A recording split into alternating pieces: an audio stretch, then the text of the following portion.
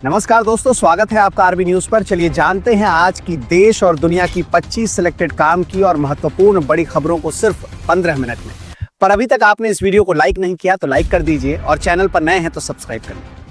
आज की पहली खबर आ रही है जो आंध्र प्रदेश के श्रीकाकुलम जिले के कासीबुग्गा स्थित वेंकटेश्वर स्वामी मंदिर से जुड़ी है, जहां एकादशी के अवसर पर भारी भीड़ के दौरान भगदड़ मच गई। बताया जा रहा है कि मंदिर परिसर में अत्यधिक संख्या में श्रद्धालु पहुंच गए थे और प्रवेश द्वार पर रेलिंग टूटने से अफरा तफरी मच गई। इस हादसे में कम से कम 10 श्रद्धालुओं की मौत हो गई, जबकि कई लोग घायल हुए। मुख्यमंत्री चंद्रबाबू नायडू ने घटना पर गहरा दुख जताते हुए जांच के आदेश दिए हैं और मृतकों के परिवारों को सहायता राशि देने की घोषणा की।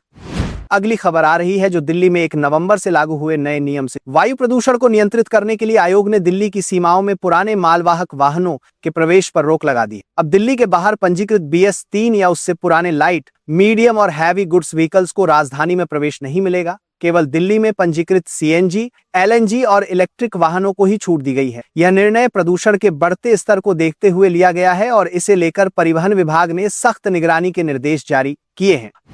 अगली खबर आ रही है जो दिल्ली NCR में बढ़ते प्रदूषण संकट से जुड़ी। राजधानी की हवा इतनी जहरीली हो गई है कि डॉक्टरों ने लोगों को शहर छोड़ने तक की सलाह दी। विशेषज्ञों का कहना है कि वायु गुणवत्ता सूचकांक लगातार गंभीर श्रेणी में बना हुआ है, जिससे सांस, हृदय और मस्तिष्क से जुड़ी बीमारियों का खतरा तेजी से बढ़ रहा है। डॉक्टरों ने चेतावनी दी है कि बच्चों, बुजुर्गों और पहले से बीमार लोगों के लिए यह स्थिति बेहद खतरनाक है। उन्होंने लोगों से बाहर निकलते समय मास्क पहनने और एयर प्यूरिफायर का इस्तेमाल करने की सलाह दी।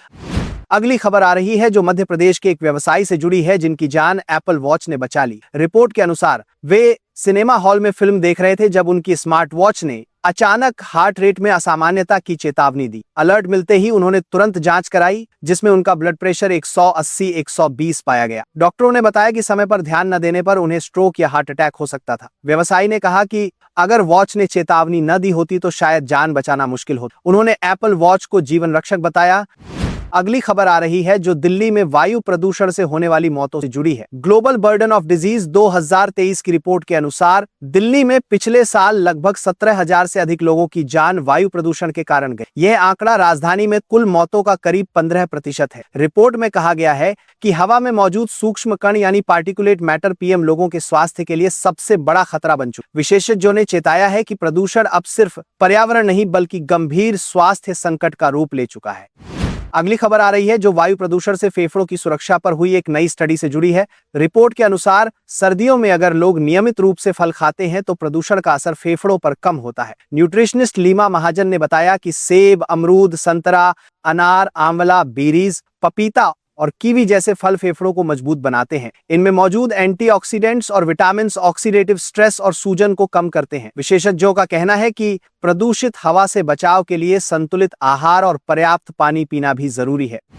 अगली खबर आ रही है जो बिहार विधानसभा चुनाव 2025 से पहले मुख्यमंत्री नीतीश कुमार की अपील से जुड़ी है। नीतीश कुमार ने एक वीडियो संदेश जारी कर मतदाताओं से कहा कि उनकी सरकार ने हमेशा सबके लिए काम किया है, चाहे वो किसी भी जाति, धर्म या वर्ग का व्यक्ति क्यों न हो। उन्होंने कहा कि पहले बिहारी कहलाना अपमान समझा जाता था, लेकिन अब यह गर्व की पहचान बन चुका है। मुख्यमंत्री ने लोगों से सोच समझकर मतदान करने की अपील करते हुए कहा कि बिहार के विकास की रफ्तार को बनाए रखना ही उनकी प्राथमिकता है। अगली खबर आ रही है जो 1 नवंबर से लागू हुए 7 बड़े नियम बदलाव से जुड़े हैं। सबसे पहले दिल्ली में 19 किलो के कमर्शियल LPG सिलेंडर की कीमत घटकर 1,590 रुपये 50 पैसे हो गए। दूसरा, बच्चों के आधार कार्ड के बायोमेट्रिक अपडेट अब निःशुल्क होंगे, जबकि वयस्कों के लिए नाम या पता अपडेट का शुल्क 75 रुपये और फिंगरप्रिंट या आइरिस अपडेट का शुल्क 125 रुपये तय किया गया है। तीसरा, अब बैंक खातों में 4 नामांकित व्यक्ति जोड़े जा सकेंगे। चौथा, GST स्लैब में बदलाव कर लग्जरी वस्तुओं पर 40% की दर रखी गई है। पांचवा, कार्ड उपयोग शुल्क में बदलाव हुआ है। छठा, पेंशनरों के लिए लाइफ सर्टिफिकेट जमा करने की अंतिम तिथि तय की गई है। और सातवां, NPS से UPS शिफ्ट की समय सीमा को बढ़ाया गया है।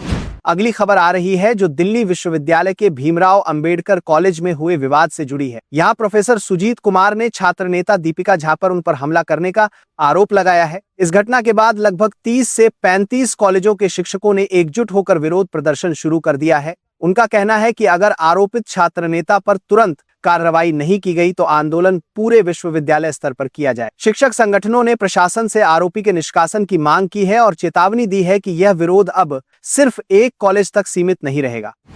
अगली खबर आ रही है जो आज के मौसम से। दिल्ली एनसीआर में आज को बादल छाए रहेंगे, लेकिन बारिश की संभावना बहुत कम है। उत्तर प्रदेश, बिहार और राजस्थान के कुछ इलाकों में अगले 2 से 3 दिनों में तेज हवाओं के साथ हल्की बारिश हो सकती है। हिमाचल प्रदेश और उत्तराखंड के ऊंचे क्षेत्रों में बर्फबारी के बाद ठंड बढ़ गई है। राजधानी दिल्ली में वायु गुणवत्ता सूचकांक लगभग 228 दर्ज किया गया, जो खराब श्रेणी में है। विशेषज्ञों ने प्रदूषण और ठंड से बचाव के लिए मास्क पहनने और सतर्क रहने की सलाह दी।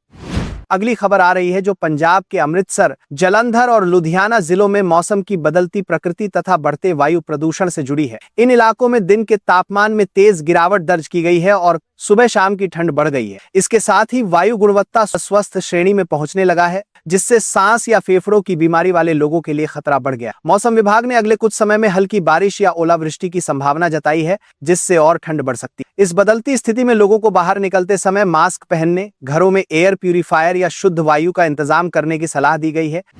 अगली खबर आ रही है जो 1 नवंबर के सोने चांदी के भाव से। देश में 1 नवंबर 24 कैरेट सोना 1,20,770 रुपए प्रति 10 ग्राम तक पहुंच गया है। वहीं 23 कैरेट सोना 1,20,286 रुपए प्रति 10 ग्राम और 22 कैरेट सोना 1,10,625 रुपए प्रति 10 ग्राम का रेट दर्ज किया गया। इसके अलावा 18 कैरेट सोना 90,578 रुपए प्रति 10 ग्राम और 14 कैरेट सोना 70,651 रुपए प्रति 10 ग्राम रहा। चांदी का भाव भी बढ़कर 1,49,125 रुपए प्रति किलो तक गया है। अगली खबर आ रही है जो इंडियन रेलवे के नए नियमों से जुड़ी है। अब वरिष्ठ नागरिकों, गर्भवती महिलाओं, अकेली यात्रा कर रही महिलाओं और दिव्यांग यात्रियों के लिए स्वचालित रूप से निचला बर्थ आरक्षित किया जाएगा अगर सीट उपलब्ध हो। स्लीपर क्लास के प्रत्येक कोच में करीब 6 से 7 निचले बर्थ, वातानुकूलित 3 टियर में 4 से 5 और 2 टियर में 3 से 4 निचले बर्थ रिजर्व रखे गए हैं। अगर यात्रा के दौरान कोई निचला बर्थ खाली होता है तो उसकी प्राथमिकता इन्हीं यात्रियों को दी जाएगी ताकि उन्हें सफर में सुविधा मिल सके। अगली खबर आ रही है जो बिटकॉइन निवेशकों के लिए झटका साबित हुई है। वर्ष 2018 के बाद पहली बार अक्टूबर महीने में बिटकॉइन ने मासिक नुकसान दर्ज किया है। रिपोर्ट्स के मुताबिक इस महीने बिटकॉइन करीब 5% तक गिर गया, जिससे निवेशकों में चिंता और अनिश्चितता का माहौल बन गया। इस गिरावट के पीछे वैश्विक आर्थिक नीतियों में उतार चढ़ाव, निवेशकों की घटती रुचि और क्रिप्टो मार्केट की अस्थिरता प्रमुख कारण है। हालांकि इस गिरावट के बावजूद साल 2025 में अब तक बिटकॉइन ने लगभग 16% की वृद्धि दर्ज की।